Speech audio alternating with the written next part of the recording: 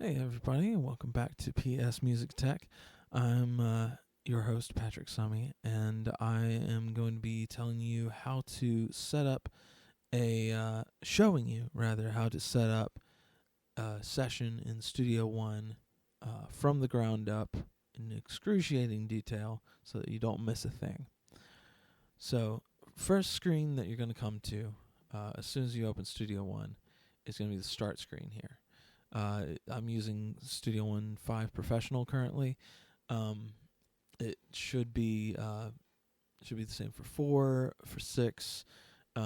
There's really, other than icon changes, it's pretty much the same. So right now I don't have an artist profile or anything like that. Um, but the first thing that you'll see, other than whatever pictures here, profile picture, what have you, um, is going to be this interface just sitting here, right? And this is the audio setup. This is going to be the first thing you want to check. Um, so right now I've got sort of a complicated setup when it comes to um, my interface. My interface is class compliant, which means that it um, basically it's plug and play and works that way. That's not always the best option. Most likely, the interface that you're using is has a driver. It's an ASIO interface. So let's say you have a Focusrite. And the reason I don't have something with a driver, the reason I don't have something with ASIO drivers, which we'll get into in a minute, is mainly for my streaming setup and recording setup. So if we click on this guy right here, you'll see audio setup highlighted up here, audio device, and you want to select mainly something that says ASIO. Now these two are special drivers that sort of wrap things up in ASIO. However, if I clicked on any one of these, you wouldn't be able to hear me. And that would be a bit of a problem for what we're trying to do. We wouldn't be able to hear the audio from Studio One just with my odd setup, and I'll go over that in another video. So we'll stick to Windows Audio for now. We've got a block size. Now, block size is in Studio One means buffer size in every other program. Why they call it block size, not entirely sure, other than it's processing blocks of sound at a time. So 259 samples, usually a good spot to put it at. Or 256 is usually the spot it goes by. Multiples of 16, 32, 8, things like that. And that is basically how much is being processed at one time. So the lower the buffer size is, the lower the gear is on the car, essentially. So when you have a low block size or buffer size, um, it's uh, it's more at risk of glitching out and um, having crackles and pops when you play back the audio, and possibly skipping up when you're recording. However, if your buffer size or block size is too high, then you get no clicks, no pops, but you get latency. Now, latency is what happens when you say press a key and then you hear something half a second later. And as a keyboard player, that messed with me a lot the first time I had that issue. So as soon as or if you strum a guitar note and you hear this weird slapback kind of delay sound, or you're singing and you hear this weird slapback echo, it doesn't sound right. It will really throw you off, and it's like, I don't have a delay on here. What's going on? So that's with a too high block size or buffer size. So you'll want to keep things around 256 to 512, or 128. Those are good middle numbers there, depending on your processor, depending on your interface. And that is novel about block size. Sample rate, right now it's set to 44.1. I'm just going to keep it there for now. I usually run things at 48 in my other DAWs, but 44.1 kilohertz is CD quality sample rates. So any lower than that, you'll hear some artifacts. And if you have a really good ear, a really, really good ear, you may hear something in 44.1. I honestly can't tell the difference, but I usually run things at 48 because my collaborators insist on running in 48. But if you run too high, you will most likely fill up your hard drive and run your processor harder, and it may be incompatible with other people's projects too. So I recommend 48K or 44.1. So, all right. Let's get to setting up a session, shall we? Also, release audio device in the background. Now, sometimes if this is checked, you won't be able to hear audio from other programs. So say you wanted YouTube tutorials, like this one, and you wanted to work in Studio One at the same time, you would uncheck that box, I believe. If you are still having trouble with that box unchecked, check the box. It's one of those things. It could switch back and forth. But right now, we have the ability to play back from different sources while we're using Studio One. It's a long explanation, but here we go. So we got our audio set up. Let's just say we're there. Ignore the funny song titles, and we'll go with new song. So, that's another thing. In professional version, you have project mode here. You have show mode as well. So project mode is a mastering mode where you can run two stereo tracks and you can sort of balance them together, which is not for this purpose. Show mode is also a live situation, so you can run backing tracks and switch quickly between virtual instruments and live inputs and run an entire show through Studio One. That is only in the professional mode, just to let you know. So we're starting a new song, however. This is the main mode of Studio One recording. I've got a song title. Now, you can keep things as dates to keep things organized. I like to keep things organized by title and not necessarily. So we'll call this one PS Music Tech 2, the sequel. Okay, because we have, and that's just the way I remember things. Just come up with something memorable. You can rename them later in Studio One. That is a good function of Studio One. So look here, we can set the sample rate of our song to 48 kilohertz, or we can set it 96, whatever my interface supports, which is all these sample rates. Let's set it to 48. It'll automatically force everything to 48 that you record. 24-bit is usually what we want. 16-bit is CD quality. Again, it's hard to tell the difference, but with 24-bit, that's essentially how wide your dynamic range is. So how many points between the 0 and as loud as it can get. So you just have more of a range rather than, certain spots. You have more spots, essentially, because everything digital is not just a continuum between loud and soft. there are different points to loud and soft. And again, really hard to tell the difference, but it's good to go middle of the road for compatibility's sake. So 48 kilohertz, 24-bit, and the rest of this, we want to get started, right? But I'm going in excruciating detail. So, song length 5 minutes. You can change that later.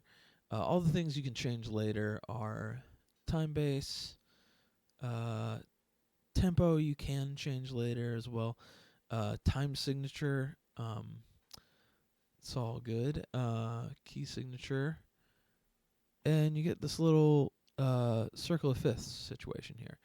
Let's say we're gonna do something in D, because that's like D minor. That's my favorite key there. Not like this is really music theory or anything. So empty song, and I'm choosing an empty song. Now these templates are great for getting started quickly. But again, excruciating detail. You want to know the ins and outs of everything. I'd start with an empty song. So we're going to start with an empty song here. Open that up. Now we got a whole new screen. You'll see on the right I have a bazillion plugins, but we're going to... so what I'm doing right here is shrinking these folders down, just closing the folders, so to speak, so that we can see everything. So let's start with an audio track, just to really get things going quickly here. So I'm going to where do I go from here? So if you go to the plus sign up here, you can get to add tracks.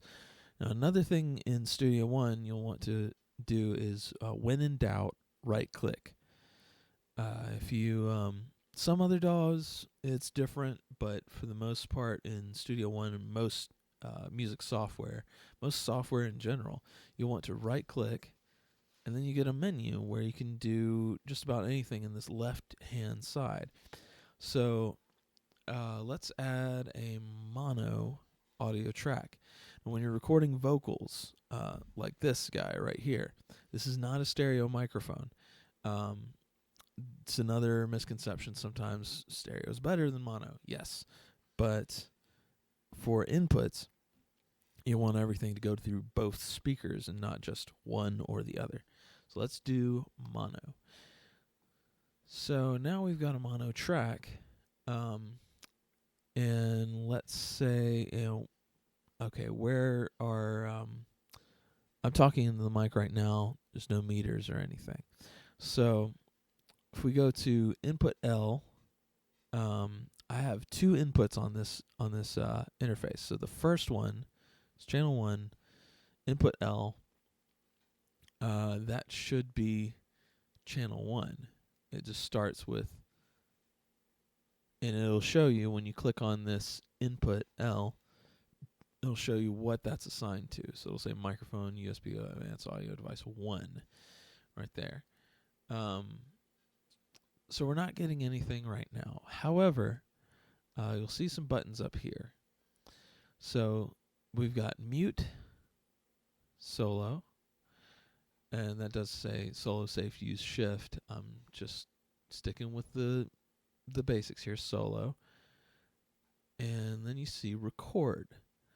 So this is a little misleading in Studio One. Record is essentially record arm. So when you're, let's say you're using a tape machine with multi-track tapes, you want to play back some of those tracks and be able to record on others without bleeding over into the other tracks. So once we hit record, it's not going to actually record. Aha. There we go. So now you may be hearing a bit of more roominess, a bit more volume coming out. So let me check something in OBS real quick. just for my sake. Got a wheel and a wheel and a wheel and a wheel. There you go. Okay. So everything's fine level-wise. But once you hit record, that is going to... Now, this last button here is monitor. So right now, if I turn off monitor, you can hear me as I was before. So this is no latency monitoring what I'm doing right now, because I'm monitoring outside of Studio One. It's a good way if the slapback or effect is it's small, it's slight, but it's still bothering you immensely. I like to monitor through the software, so essentially direct monitoring is this mic going to this interface, going back to my ears. Software monitoring, if I turn this button on, this right here, is my mic going through the interface, going through this computer, software, going back to the interface, going back to my ears. So it has one more step to do. But this is also what you hear on the software. Same timing, same everything. So for purposes of this discussion, we're going to keep this on monitor, on Studio One. So what we're hearing is from Studio One and not just from the microphone, if that makes sense. So now we've got an audio track here. Let's throw something on. So in Studio One, where's the record button? Wait a minute. So we see stop, start, record. So another way to navigate Studio One, the great part about it is you hover over anything. And you get some symbols here. You can see my mouse over here. Let's go to, let's say we don't know what 4/4 is. What is that? And we hover over this timing. Okay, that doesn't tell us, but we hover over, let's say we see the symbol, we don't know that it is pre-count. So when you hover over just about anything in Studio One, metronome setup, metronome, if you're confused about what this might be, like, oh, it's just a circle, it's not red or anything, that's going to be record. So let's lay down something. Here you go.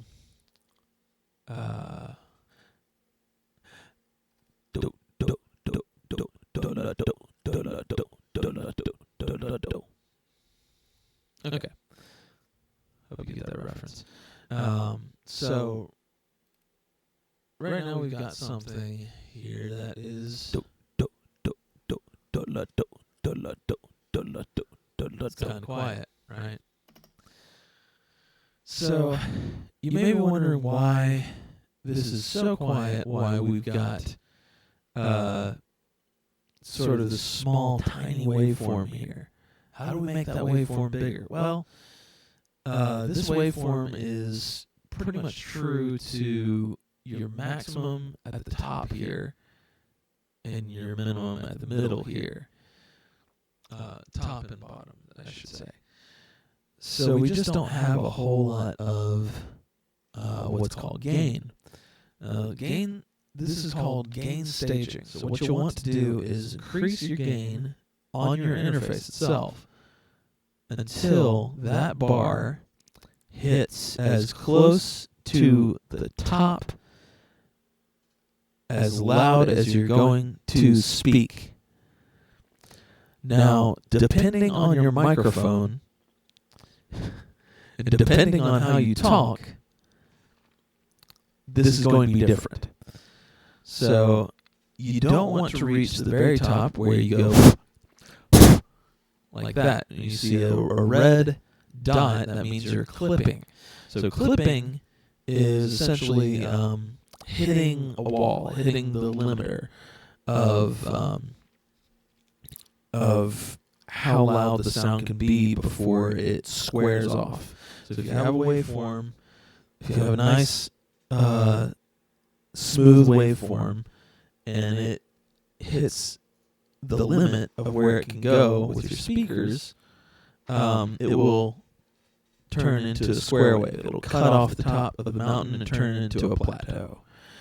So when you click that red thing, that just goes away. That's just an indicator. So if you clip once, it's not going to break anything. If you just clip once. If you clip all the time, it's going to be damaging to your speakers over time. It's going to cause a few issues there. So let's do another recording, shall we? Do do do do do do do do do do do. Much better. So the reason why you want to turn this up, because there's a couple of options. You can turn this up on the interface, or you can turn it up after the fact. To get a good signal, you'll want to turn this up in the first place and get a good signal coming in. Because if you raise, everything has an inherent noise floor. Noise floor is the basic level as to which atmospheric interference, like you can think of it as when we're looking for alien life forms with radio waves or what have you, there's going to be a little underlying. That's just the radiation of the universe. Not to get a little bit strange here. So take for example, we've got a small waveform here. Well, let's just increase it. We're going to go to audio. Now, if you want to edit anything, if you want to change anything about what audio is there, when in doubt, right click. So we've got, I reversed audio recently just to do something funny. So we go down to audio. There's a lot of options here. The first one is normalize. Now, normalizing just makes it as loud as possible without clipping. Boom. But if you zoom that waveform in a little bit, there's a tiny bit of noise floor. It's really hard to hear, but if I take this off here and let's play this back, you'll see a meter down here.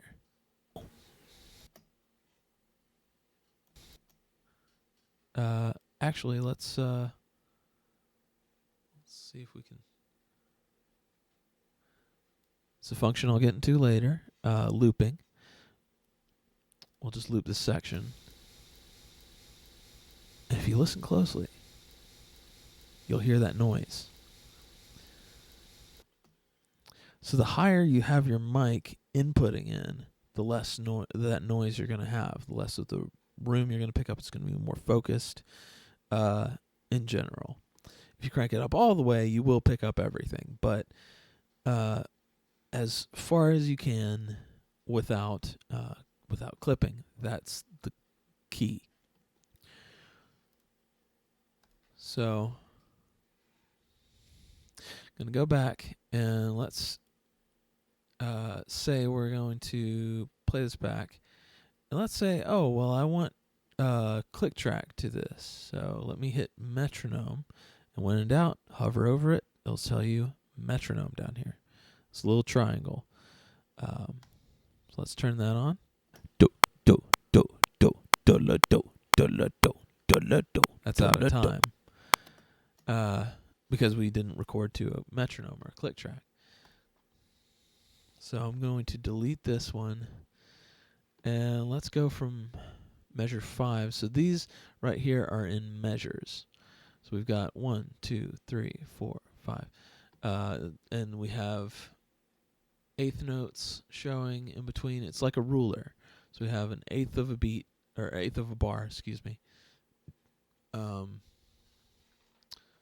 quarter of a bar, half of a bar, and so on and so forth. So let's record something to the click track. I'm going to get started here. And let's say we want to count off. That's going to be that pre-count button that I hovered over earlier.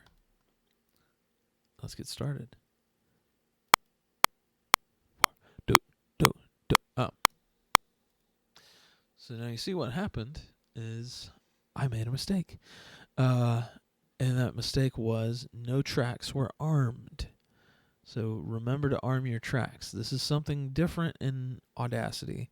So if you're coming from Audacity, you'll want to make note of this. So I think of this as instead of the record button, this is just the arm button.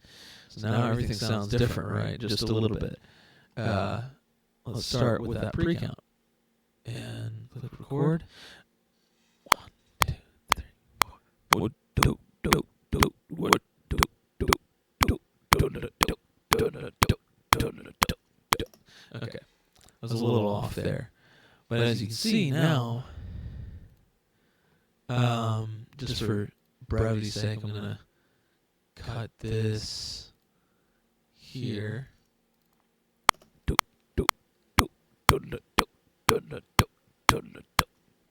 Still very quiet, but just for the sake of brevity, let's normalize it.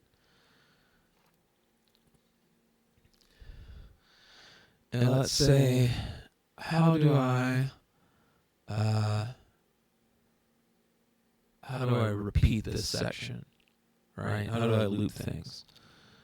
We're going to take this section here, and you can do just like a word processor. You can copy, move your cursor as if you were typing over here, and then click, right click, and you got paste.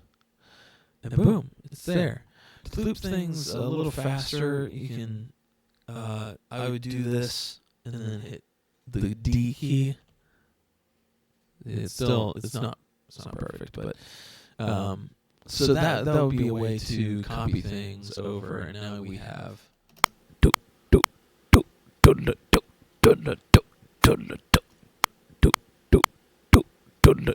That's where I got off a little bit. So that is a basic setup for audio. I'm going to go over a basic setup for an instrument. Let's say we want to add an instrument. We have this huge section here called the browse window. Now you'll see 3 buttons down here. These 3 buttons are very important. So one of your first thoughts may be, where's the faders? I'll give that a good bit, because that's the first thing that you think of when you think of a recording studio. Where's the faders? So if you hit mix, we have 1 track, so we have 1 fader. And we can make as many on that same input as we want. Let's say we wanted to, do another one here. Remember, right click when in doubt, and add a mono audio track. So this is the same input L. Let's do this. I'm going to get a little closer. And so now we're on 2 of these tracks. So remember, we're going to disarm this one and make sure this one's armed. Let's try this.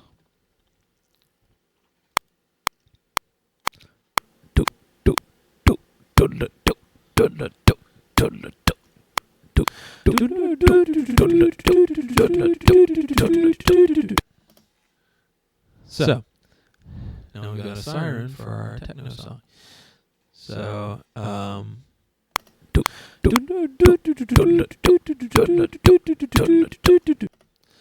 so that didn't record over this, because if we mute this track, you can hear just that. So that was a question that was posed to me before, is whether you can, if you run out of inputs, what happens then? It's much different in the digital realm than it is in the analog realm. You have, it's not like an 8-out recorder. It's not, you have more than 16 tracks. You have as many as your heart desires here.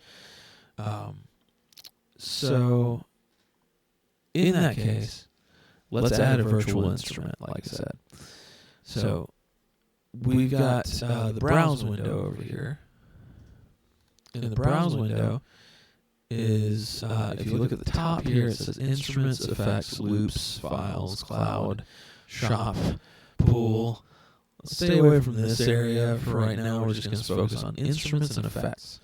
So let's say we wanted an instrument here. Let's say we want some drums or something. I've got tons of these, but right now I'm going to use Manda Audio. And Manda Audio has a great free drum kit. It's great to get started with. I use Superior Drummer for acoustic drum sounds, but this is great to start with. So easiest way to do this, we have no instrument tracks up here.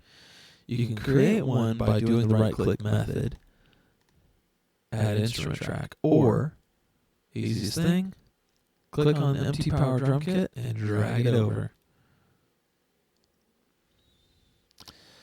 So this is the one thing with empty power drum kit. Yes, it is free, but you have this start screen and nothing happens until you hit skip. But every time you open the plugin, every time you open a project, you'll have to go to this specific instrument. So let's click skip for now. But if you donate, which I haven't done yet, you will get this immediately. This is just one drum kit. And we'll go over MIDI setup another time.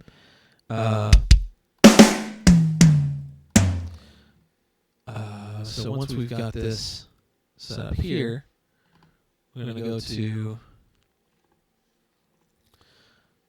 record something. So, one thing I want to watch out for is what tracks are armed. So if we arm this track, we'll be able to play it. Let's go here.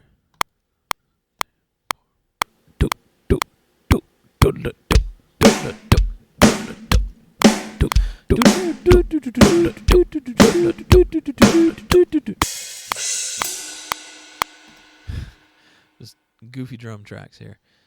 So in that case, now you're noticing there's not a waveform here. This is a bit of MIDI. So this is information for an instrument to play. So if you ever need to bring up that instrument again, let's say we'll go back here, and I've heard people refer to this as a crown. It is supposed to be a keyboard. If you click on that, we brought up the drums again. So if we play it back, now it's instructing the drums to play. You'll notice where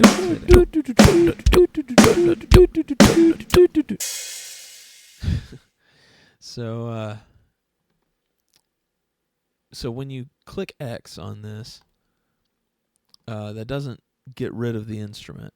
It just gets it out of the way. For the most part, it's still active.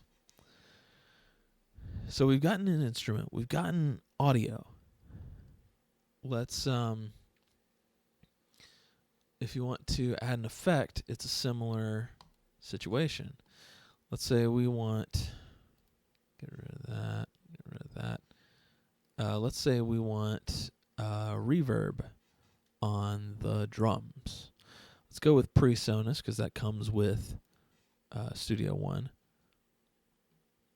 PreSonus, we're going to, if I can find it, we're going to Room Reverb. Let's do that. and just drag it over, or drag it to the mix window. Now you may want to drag it to the mix window to start with here, but let's add reverb to the drums. So drag it here, and voila! Now we have. Let's try this. Got some you can adjust different sizes with this. But that is about as far as I'm going to go today. So, just to let you know, it helps to like, to comment, subscribe. It also, if you're interested, I do one-on-one sessions going through this exact thing with the DAW of your choice. I will go through in excruciating detail or not in excruciating detail, depending on your level, depending on what you're comfortable with. And I am here to answer any of your questions that you maybe, if you're interested in one-on-one sessions, just email psmusictechnology@gmail.com. The link to that will be in the description as well. So until next time, see you later. Thank you.